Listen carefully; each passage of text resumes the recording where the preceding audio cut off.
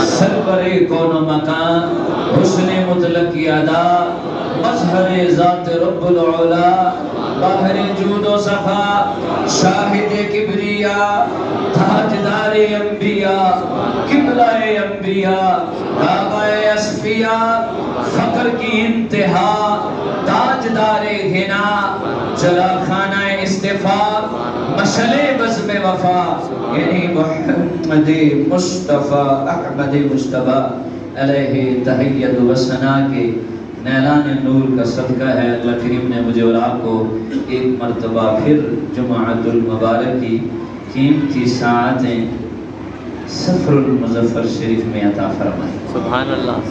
سفر المظفر میں اکثر اہل سنت اولیاء کا ذکر کرتے ہیں، سبحان اللہ۔ کیونکہ اس ماہ مبارک میں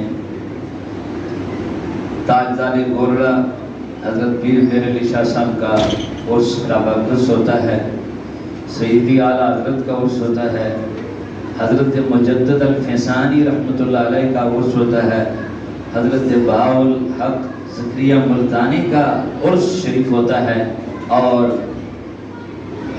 تاجدار لاہور حضرت سیدنا علی حجویری رحمۃ اللہ علیہ کا عرس شراب قدس ہوتا ہے۔ تو رب کائنات نے اولیاء کی شان میں خود ارشاد فرمایا، لا ان اولیاء اللہ لا خوف علیہم ولا هم یحزنون، فرمایا خبردار بے شک جو اللہ کے ولی ہیں ان پر نہ کوئی خوف ہے اور نہ وہ غمگین ہوں گے۔ اللہ کریم نے آگے اس کی تفسیر میں خود فرمایا، الذین آمنوا وکانوا یتقون، یہ وہ لوگ ہیں جو صاحب ایمان ہیں اور صاحب تقوی ہیں۔ لہم البشری فی الحیات الدنیا وفی الآخرہ، ان کے لیے اس زندگی میں بھی خوشخبریاں ہیں اور وفی الآخرہ، اور آخرت میں بھی بشارت ہے۔ فرمایا لا تبدیل لکلمات اللہ، فرمایا یہ اللہ کے کلمات ہیں، یہ تبدیل ہونے والے نہیں ہیں۔ ذالک هو الفوز العظیم، اور فرمایا یہی بڑی کامیابی ہے، یہی بڑی کامیابی ہے جس کا اللہ ہو جائے اور وہ اللہ کے ہو جائیں تو پھر اس سے بڑی کامیابی اور کیا ہوگی۔ خالق کائنات جن کو خود اپنا دوست قرار دیتے، اپنا محبوب قرار دے، اور ان کے لیے بشارت ارشاد فرما دے کہ جو میرے محبوب ہوتے ہیں، جو میرے مقرب ہوتے ہیں، جن کی یاری میرے ساتھ ہو جاتی ہے، پھر وہ دنیا کے کسی معاملے میں خوف نہیں کھاتے، بلکہ اپنا ہر معاملہ وہ فوض امری الی اللہ، اللہ کے سپرد کر دیتے ہیں۔ اللہ ان کا ہو جاتا، وہ اللہ کے ہو جاتے ہیں۔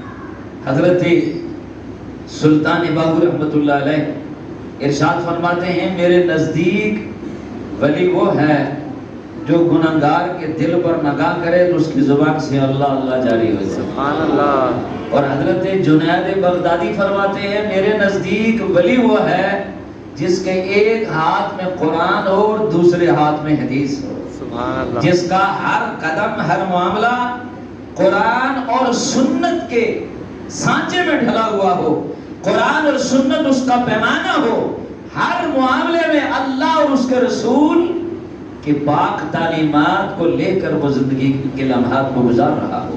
فرماتے ہیں میرے نزدیک وہ ولی ہے۔ اور حضرت داتا علی حجویری فرماتے ہیں، میرے نزدیک ولی وہ ہے، فرماتے ولی کی نگاہ میں پتھر اور سونا ایک ہی جیسا، پتھر اور لال ایک جیسا ہو۔ فرماتے ہیں اگر وہ پتھر پر نگاہ کرے تو اس کو سونا بنا دیتا ہے، اور اگر سونے پر نگاہ کرے اس کو پتھر کر دیتا ہے۔ نگاہ ولی میں وہ تاثیر دیکھی، بدلتی ہزاروں کی تقدیر دیکھی۔ اور حضرت میاں میر رحمت اللہ علیہ کیا فرماتے ہیں؟ فرماتے ہیں میرے نزدیک تو ولی وہ ہے کہ جو نماز تہجد کے لیے وضو یہاں پر کرے، نوافل جا کر رسول اللہ کے دربار میں آتا، جب مدینہ میں نفل جا کر پڑھے۔ اللہ اکبر، یہ اللہ کے ولیوں کے نزدیک ولی کی یہ تعریف ہے۔ حضرت داتا علی حجویری رحمت اللہ علیہ آپ فرماتے ہیں، میں نے 40 اسلامی ممالک کی میں نے سیر کی ہے، 40 اسلامی ملکوں میں حضرت داتا صاحب آپ سفر کرتے ہوئے گئے مشاہدہ حق میں۔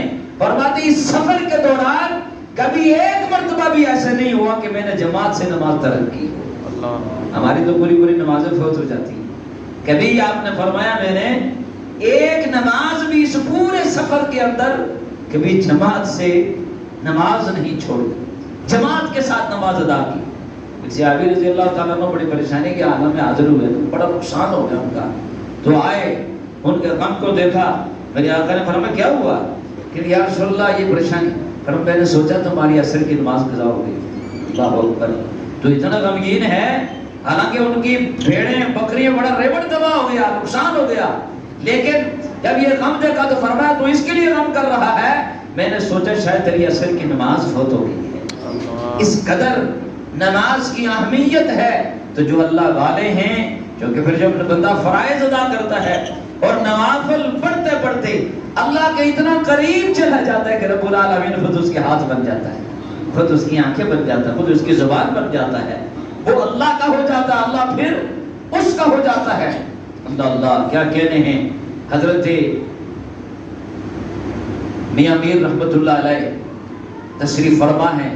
مغل بادشاہ جب مغل بادشاہ جو آپ کے مرید تھے، تو جب یہاں سے اس کا گزر ہوا اورنگزیب عالمگیر کا مغل بادشاہ ہے، گزر ہوا لاہور سے، گزرتے گزرتے اس نے کہا اچھا میں اپنے اللہ کے ولی کا دیدار کرتے ہوئے نکلو.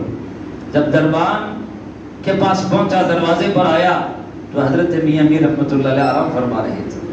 آپ کا جو خلیفہ تھا، جو مرید تھا، وہ دروازے پر موجود تھا. اس نے کہا آپ اندر نہیں آ سکتے کیونکہ مرشد کریم آرام فرما ہے، اللہ کے ولی آرام فرما رہے ہیں، آپ اندر نہیں آ سکتے. ذرا دیکھیے، اس شخص کو بھی یہ معلوم ہے اللہ کے ولی کی صحبت میں رہنے سے اللہ نے اسے بھی جرت ہی عطا کر دی ہے. اگر آج کا کوئی دنیا دار ہوتا وہ بادشاہ کے آگے پیچھے دوڑتا، اسے کوئی انعام ہی مل جائے گا، کوئی اکرام ہی ہو جائے گا. لیکن انہوں نے حق بات کی اور جرت سے بات کی اور کہا کہ اس بادشاہ کے سامنے ہم اس بادشاہ کو قوم کی ٹھوکر بھی پر بنی رکھتے ہیں. فرمائیے جو بادشاہ اندر سویا ہوا ہے اس کے آرام میں خلل نہیں آنا چاہیے، تم اندر نہیں آ سکتے. اس نے ایک رکا لکھا، رکے کے اوپر تحریر کیا، در درویش دربان نہ بایت، درویش کے دربار پر دربار نہیں ہونا چاہیے. یہ رکا لکھ کر وہ آگے چل دیا. تو غریب کچھ غمگین بھی ہوا، وقت کا بادشاہ ہے. اس نے کہا میں ہندوستان کا بادشاہ ہوں اور تم نے میرے ساتھ یہ گستاخی کی ہے. تو دھمکیاں شمکیاں دے کر وہ جب چلا جاتا ہے تو ان کو ڈر یہ نہیں ہے، ہاں یہ کہ کہیں شیخ ناراض نہ ہو جائے. دل میں یہ ہوگا چونکہ مہمان تو تھا وہ، تو کہیں شیخ اس وجہ سے ناراض نہ ہو جائے. جب رکا حضرت میں پڑا، فرمایا تو غم نہ کر، ہم اپنی رب کی جو یاری ہے اس کی بنیاد پر، اس قوت کی بنیاد پر اس کو جواب دیں گے. جو بادشاہ میرے رب نے مجھے عطا کی ہے ہم اس کی بنیاد پر جواب دیں گے. آپ نے رکا لکھ کر دیا اور رکا لے کر جب وہ مرید اس کے پاس پہنچتا ہے، بادشاہ نے جب رکا دکھا تو لکھا ہوا تھا در درویش دربان ببایت. فرماتے ہیں کہ در درویش پر دربان ہونا چاہیے تا سگے دنیا نہ آیت، تاکہ دنیا کا کوئی کتا اندر داخل نہ ہو جائے. یہ ہوتے ہیں اللہ کے ولی جو بے باک ہوتے ہیں.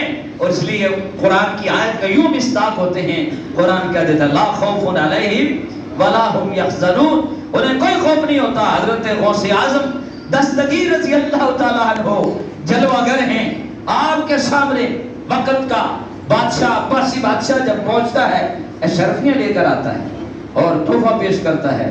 آپ نے جب اشرفیاں دیکھی تو آپ نے فرمایا کہ اگر تیری چونکہ تو عباسی ہے، نسبت تیرے رسول اللہ کے خاندان سے ہے، اگر اس نسبت کا لحاظ نہ ہوتا تو میں اس کو ایسے نچوڑتا اتنا خون نکل جا جو تیرے محل تک جا کر پہنچتا. ہمیں ایسی اشرفیوں کی ضرورت نہیں ہے. آج ہم میلاد کریں تو حرام کی کمائی ہو، کنڈیاں بھی لگائیں اور میلاد کریں، ریاکاری بھی کریں. ایسے میلاد قبول نہیں. میلاد وہ ہوتا ہے جو خالص آپ نے اپنے شاہ عبد الرحیم رحمۃ اللہ علیہ نے صرف چنے ہی تقسیم کر دیے. حضور یہ نہیں دیکھتے کہ اس نے کتنا بڑا لنگر پکایا ہے، اس نے کتنا بڑا اہتمام کیا ہے. آقا علیہ السلام اس کے دل پر نگاہ رکھتے ہیں، اس نے کس محبت سے میرا میلاد کیا ہے، اس نے کس محبت سے گیارہویں پیش کی ہے، اس نے کس محبت سے اللہ کے ولی کا عرس منایا ہے. اس کے اندر جو مال لایا ہے وہ کون سا لایا ہے؟ آج تو لوگ حج کے لیے چلے جاتے ہیں اور دوسروں کا خون چوس کر جاتے ہیں. اولیاء کرام کی یہ تعلیمات ہیں کہ اپنے دل کی صفائی رکھی جائے, دل کی طہارت ہو, دل کی پاکیزگی ہو.